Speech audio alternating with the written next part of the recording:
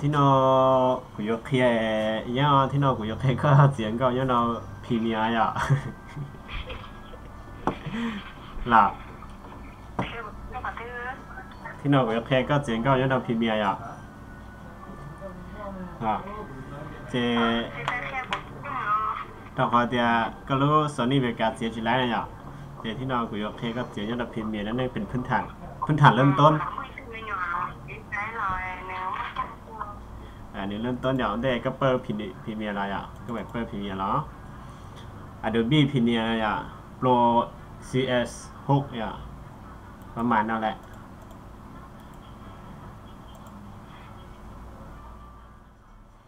ก็เปิดร้อยอ่ะ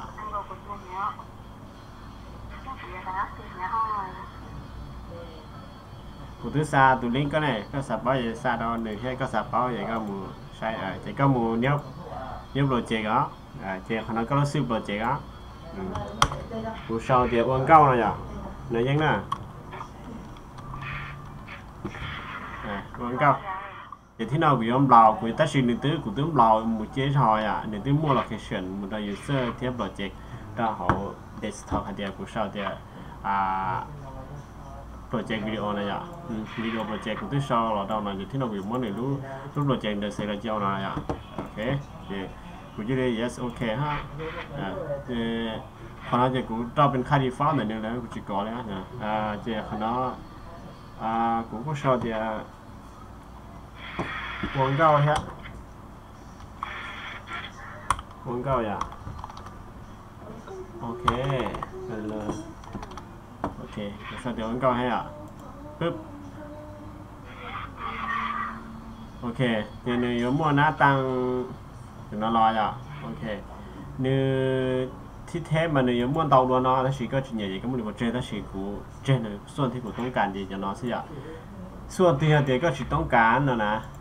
เนี่ยก็สิ่งต้องการนะเดี๋ยวก็เราตัดนี่นะต่อเดี๋ยวก็เรา close panel นะต่อทีนี้ close ไปแล้วอ่ะโอเคก็คือส่วนที่เขาต้องการเนี่ยคือส่วนของ effect control ที่โปรเจกต์วันเก่าเนาะที่ effect เนาะเจียนะใช่อ่ะโอเคเดี๋ยวสิ่งเนาะก็ผมเราก็ยังก็รอนะแล้วผม import ก็ยังก็รออ่ะโอเคปีศาจเตียกูเจียวิดีโอพื้นฐานเริ่มต้นเนี่ยโอเคกูรอเขาป้าเขาช้ากูเอาจะเอฟเฟกต์เขาเลยอ่ะป้าเขาช้าอ่ะโอเคปีศาจเตีย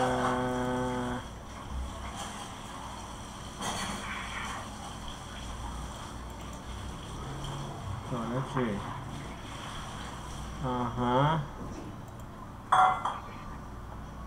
ต่อแล้วมาซะเดี๋ยวกูออปเพิ่นเลยอ่ะ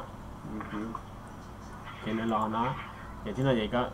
จับลาเนาะโอเคเป็นยังไงลงเข้ามาได้หน่อยอ่ะ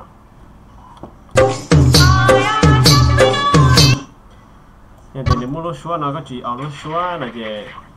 ก็หลอกขนาดเจ็ดอ่ะก็หลอกขนาดเจ็ดแต่ที่นั่นก็หลอกขนาดก็เนี่ยจากที่บ่อของหมอธรรมดานะเนี่ยก็เนี่ย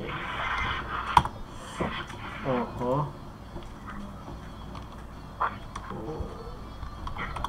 โอเคเดี๋ยวเราจะชิมหน่อยอ่ะโอเคแล้วก็ถีบดาวของเนาะถีบดาวของเนาะโอเคเดี๋ยวก็เรารีบหมดเลยก็ดีรีบเลยอ่ะซึ่งก็ธรรมดานะนี่ก็ดีรีบปึ๊บมันจะไปเลยอ่ะโอเคเดี๋ยวไปข้างหน้าเดี๋ยว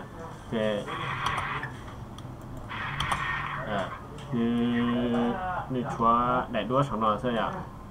โอเคเดี๋ยวจบสองนอนใช่ไหมโอเคเดี๋ยวที่เราจะก็มูอินพอนเก้าเราไล่ก็มูอินพอนเก้าเราอ่ะสมมติว่าจะก็มู呀，但是嘛，还得这个嘛，就是这当初。ก็อินพอนเก้าเราก็ลาดก็จะทำการอ่ะโอเคเดี๋ยวทีนี้ก็จมลงมาอ่ะ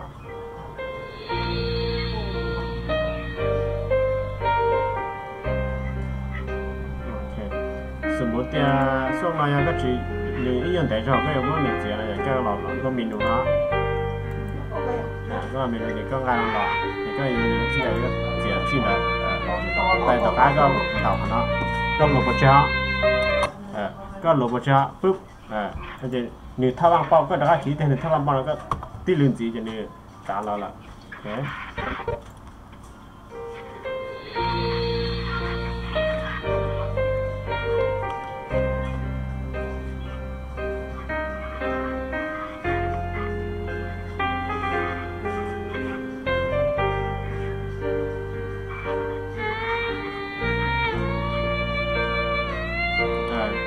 ประมาณนั้นอ่ะคุณเจริญรู้นะใช่ไหมเนี่ยที่เราซึ่งก็ลองเดินทางคุณเจริญคุณยังไม่เจ็บไม่เจ็บต่อหน้าอ่ะเนี่ยก็ต่อแล้วก็ตีเจียนะโอเคอย่างนี้แบ่งเป็นอ้อส่วงอ่ะอย่างที่เราก็จีอ้อส่วงอะไรก็ขีดได้ก็หรือไม่ใช่ซึ่งโอเคเดี๋ยวพื้นฐานก็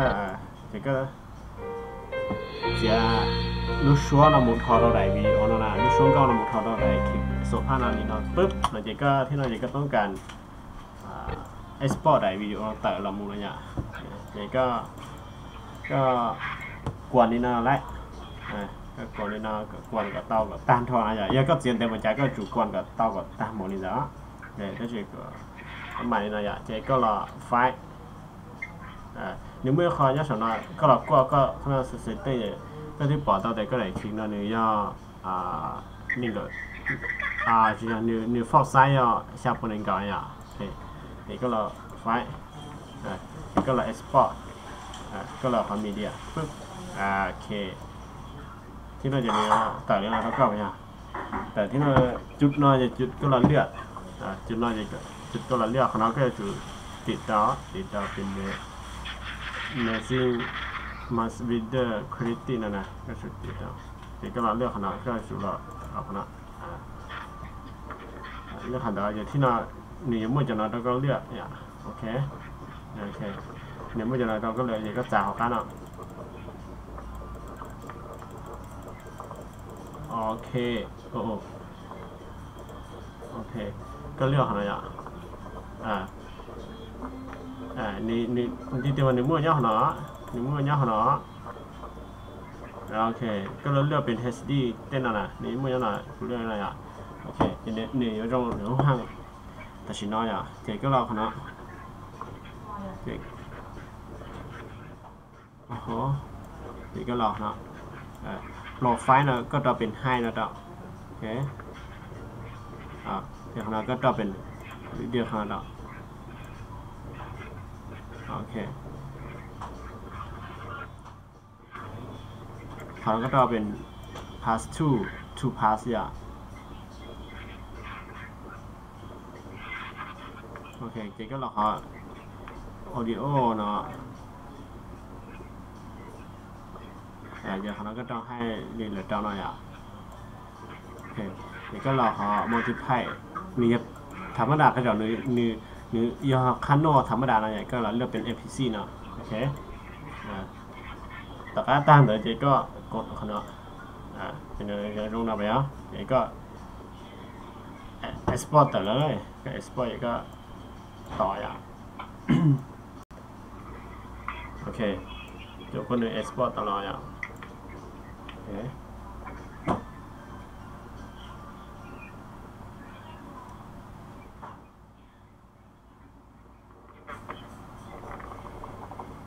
โอเค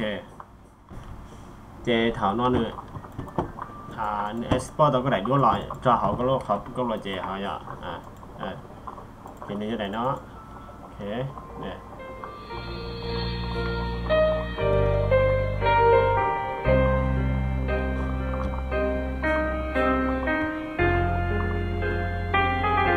เขาเจตลอดนะเดี๋ยวมั่วขนาดลีนครอบครัวกับเราไม่กำไร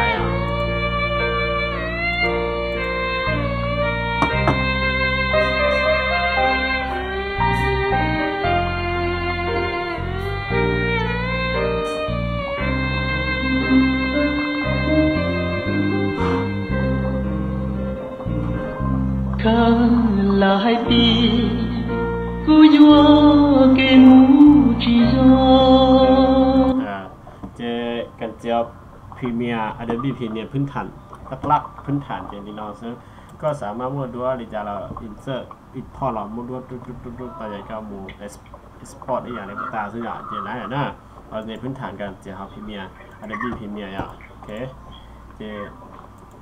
ตายหน่อยใช่ไหมเจผมได้นอนสนอกากดไลค์กดแชร์กดติดตามเจ้าเมื่อวิดีโอต่อไปสอนเที่ยวต่อไปนะเราชินจีนอนใช่ไหม